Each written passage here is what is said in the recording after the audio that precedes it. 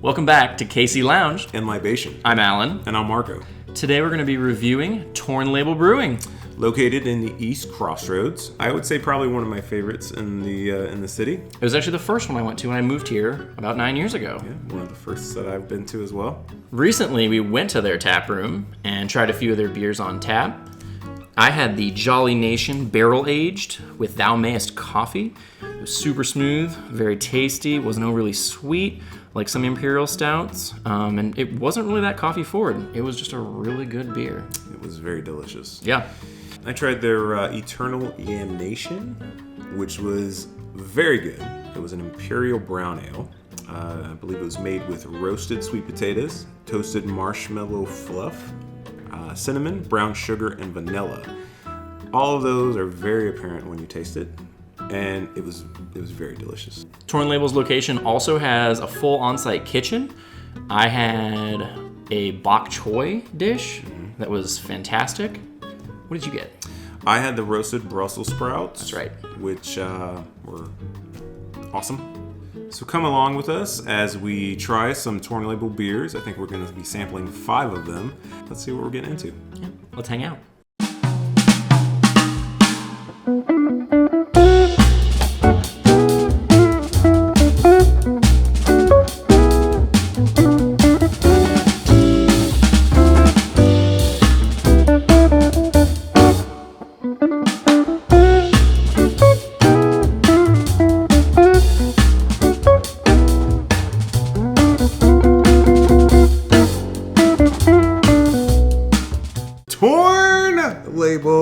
Today we're going to be reviewing 5 of Torn Label's beers, 3 of which they have year-round, and 2 that are limited release. First 2 we're going to review are both pale ales. One is an American-style pale ale, and the second one is a Belgian-style pale ale. Do you know what the difference is? I do not, and I'm hoping you'll tell me about it. Well, let's take a look at my notepad. Please. So, American versus Belgian pale ales. American pale ales usually lean towards the hop. The hops used are usually rich in citrus flavors, pine, tropical fruit, and are hallmarked by a high late boil hop addition. Belgian pale ales, on the other hand, flavor profile-wise, are more upfront with malty sweetness, just enough bitterness to keep everything in check, and they use Belgian yeast strains, which typically have offer up more esters on the nose than the APAs, which typically are more fruity flavors. All right. Should we jump right into it? Let's get right to it. Let's start with the Alpha Pale Ale. This one's an American Pale Ale, 5.6% ABV and 78 IBU. Flavor profile list is hoppy, light, floral, smooth, and bitter. I smell a little bit of pine. It's a pretty piney pale ale, actually. We'll cheers on the first. On the first. It's smoother than you'd think from how piney the aroma is. I mean, it's just a really solid pale ale. Yeah. I mean, I really enjoy that. Yeah, I do. And I do get, when we discussed earlier, this is very clearly an American pale ale. You get that pininess. You could maybe get a little citrusy flavors. I don't know if I'm picking up a whole lot of citrus. I think mostly floral. Overall, this was just a really smooth beer. Definitely piney. Not as floral, not a super high ABV. I get a little bit of bitterness, but it's not much. I think IPA lovers, pale ale lovers, and people who just like a light beer this would appeal to a large group of people. Yeah, I'd agree. Like you said, especially people that would just want a light beer to sip on, something to enjoy. It's a good one. For sure. Upcoming, we have the Monk and Honey, which is a Belgian pale ale. It is brewed with local honey. It clocks in at 6.1% ABV with 22 IBU. According to Torn Label, it is a Belgian-inspired table beer that balances soft sweetness with light spice notes from the Belgian yeast, producing a unique tea and honey quality. It smells sweet. It smells like honey. It does smell like honey. I can smell not so much a beehive, but reminds me of a Sunday morning with biscuits and honey drizzled on top. That's a good one. Let's dig into this one. What's it called when you dig into a beehive? I don't know, man. I'm not Winnie the Pooh over here. You can definitely taste the difference between an American pale ale and a Belgian-inspired pale ale. Yes. Like, these are, like, I almost feel like they're complete opposites. Very night and day. Yeah. Belgian Pale Ale, we would assume that it'd be an upfront malty expression, which I can get a little malt off that. Yeah, I can get some malt. Yeah. I enjoy the spiciness of it. I do like the spice. I do. Spice on it. And to be clear, you don't mean like pepper spicy. No. No, I mean like some cinnamon. Some nutmeg. This would appeal to an even larger audience than the Alpha Pale Ale, which I already argued was pretty high. Yes, for sure. And I really like that Torn Label uses local honey. They do. I searched too long to try to find out which local honey they used, and I can't find it anywhere, which makes me think they probably use different sources. What do you think, Cassandra, my sweet? Oh yeah, now we're talking. Give me this. Give me some of that Monk and It honey. reminds me of like a Hefeweizen. Oh yeah, I can definitely get that. Sure. Yeah. Overall, I'd say Pooh Bear would give this a 10 out of 10. Overall, this is a pretty standout Belgian Pale Ale. I'd say it's very honey forward, it's sweet, but it's got the spice. I really like it. I think we're reaching a lot of audiences, and I see why it's one of their 3 staples. Oh yeah, for sure. Yeah, it's very good. Oh, bother. Oh bother. I got my head stuck in a honey pot. I did. It's not even Pooh Bear. It's an old British woman. I was gonna say, are you doing like Mrs. Doubtfire? Yeah. Hello! On to it. Let's do it. On to the stout! Next up, we've got the House Brew, a coffee stout made with local coffee, specifically Sumatran cold brew by Thou Mayest Coffee Roasters here in Kansas City. This one is a 6.5% beer. Definitely get the coffee. I get black coffee, but a little hint of sweetness on it. It looks so smooth and silky. Yeah, kind of like a nitro stout. Yeah, or nitro coffee. Very smooth. I mean, this tastes like black coffee with stout added to it. Yeah. Sometimes with coffee stouts, you get that bitter black coffee flavor. Yeah. And that is absent in this. It's not very bitter. It's not as bitter as you would think. I don't get that. And, you know, with a lot of coffee stouts, I'm not a huge fan because the coffee is just so overpowering. While this is kind of like coffee at the forefront, it still allows that stout to kind of push through. Yeah.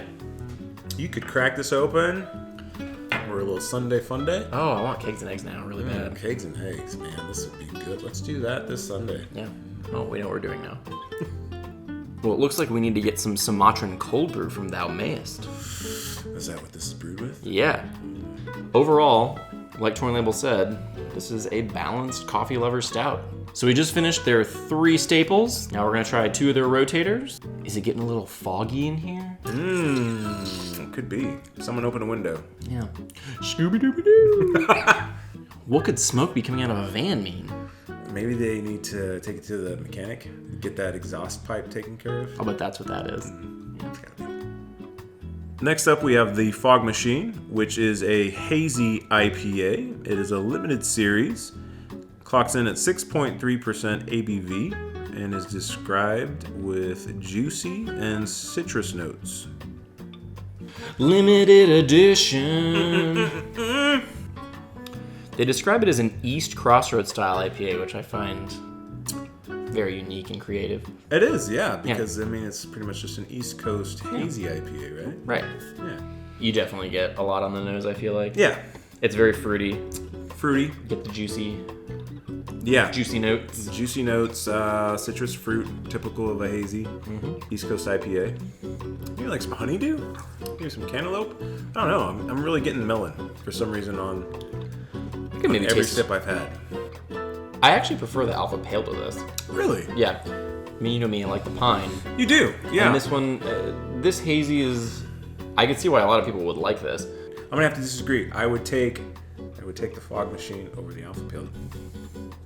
Huh, when we look at the Alpha Pale Ale can, a sessionable beer for hopheads. Loads of Pacific Northwest hops showcase vibrant citrus and tropical fruit flavors, making this pale ale the ultimate IPA in disguise. Oh. I mean, they're pretty much calling it an IPA. Oh.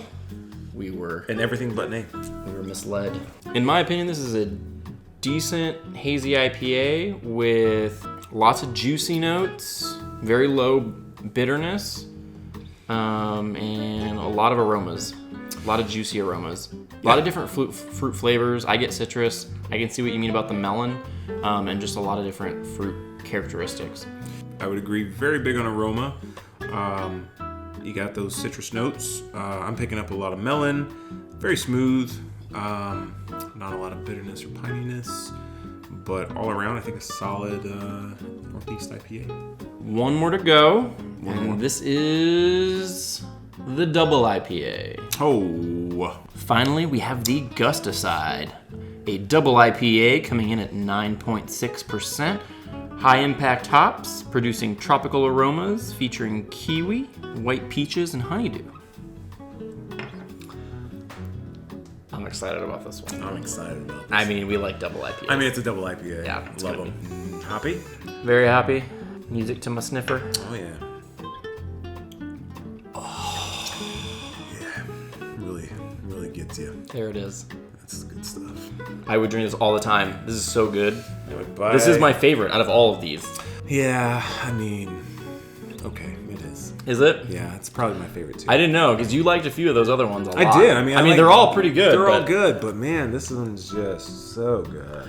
This is a fantastic double IPA to me. It's piney. It's rich. It is real. It's not rich. thick, but it's really full bodied. It's very smooth. So smooth. There's some bitterness, but that ABV rounds it out. It's pretty good. It's got that beautiful golden hue. I mean, oh man, I wish they would make this all year round. just give me an IV. Just hook me up. And check out the artwork. This is a pretty sweet can. What's your first impression from this can? Slimer. Yeah, I was gonna say that or Teenage Mutant Ninja Turtles 2. Okay. Secrets of the Ooze. Ooh, the ooze. Yeah. It's coming down. I think it describes white peaches. Yeah, they put peaches, kiwi, and honeydew. Okay. I don't really pick up any honeydew. I could see the white peach. I'm mostly getting loads of hops. Okay. I get a little citrus. I could see maybe a hint of kiwi, like a little bit of a tart in there. Yeah, I can get a little tart kiwi. I feel like I'm picking up on the white peach and the melon. I don't think I can stop singing praises on Gustucide because it's... Or this brewery in general. I'm gonna go ahead and say this might be my favorite double IPA that I've had of a Kansas City brewery. Okay. I'm trying to think of one that I've had besides this that's been this good. I can't think of one, but maybe we'll discover one. I would like to go on that journey. It's a great journey. We're going on an adventure. An adventure? I love third breakfast. Oh, can we have third breakfast? We can. They really nailed it with their trifecta lineup of the Alpha Pale Ale, the Monk and Honey, and the House Brew. There are three very different beers. That's what I was gonna say. It's kind of like they rounded out the whole, like all three you kind of hit like on boom. You got the pale, you got the Belgian pale, and then you got the stout. Yep. What about the limited series? I liked the Fog Machine. I love the Fog Machine. I thought the Gustucide was one of the best double IPAs I've had of a local Kansas City beer. And I'll agree with you on that point. Okay. It's awesome. Yeah, it is very good. Out of their three, year round, what would you say is your favorite? It's got to be the Alpha Pale. Okay. Out of all five, I think the Monk and Honey is the most appealing to a general audience of beer drinkers. Because some people don't like IPAs. Some people don't like stouts. Nope. I think that most people would like that Monk and Honey. I really like this brewery uses local ingredients. We got the local honey. We got the Thou Mayest coffee, which is roasted here in Kansas City, which is a great coffee roastery. Yeah, it is. It's very good. I almost can't pick on a favorite because they're three distinct beers that are great for what you're feeling at the time. Feeling like a pale ale or even an IPA because the Alpha Pale Ale is I feel like it's so close to an IPA. You could just go with that. And then you got the Monk and Honey if you're wanting something a little smooth, a little sweet. And then you got the House Brew, if you're wanting something a little bold, a little coffee, a little stout. I think it's also worth noting that we interacted with 4 or 5 members of their staff there. All of them were extremely friendly, Yeah. generous. Super fan. Generous. Yeah, if you want hospitality, it was a great brewery to go to. Thank you for joining us once again on KC Lounge. And libation. I think I'm Alan. I'm pretty sure I'm Marco. For more reviews on booze and foods, Be sure to click that like and subscribe button. we'll see you next time. Cheers.